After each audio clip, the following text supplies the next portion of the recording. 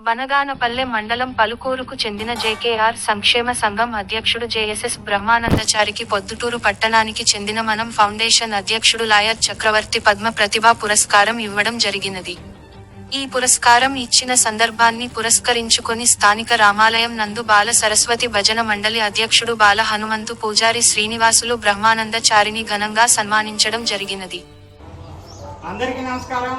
ఈరోజు స్థానిక రామాలయం నందు శ్రీ జేకేఆర్ సంక్షేమ సంఘం అధ్యక్షుడు శ్రీ జేఎస్ఎస్ బ్రహ్మానందచారికి పొద్దుటూరు పట్టణానికి చెందిన మనం ఫౌండేషన్ అధ్యక్షుడు లాయర్ చక్రవర్తి పద్మ ప్రతిభా పురస్కారం పంపించడం జరిగింది.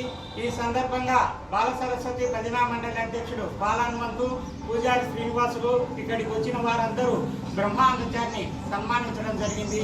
ఈ సందర్భంగా అందరికీ కృతజ్ఞత తెలియజేస్తూ శ్రీ జేకేఆర్ సంక్షేమ సంఘం ఆధ్వర్యంలో 995 కార్యక్రమాలు సేవా కార్యక్రమాలు చేయడం జరిగింది.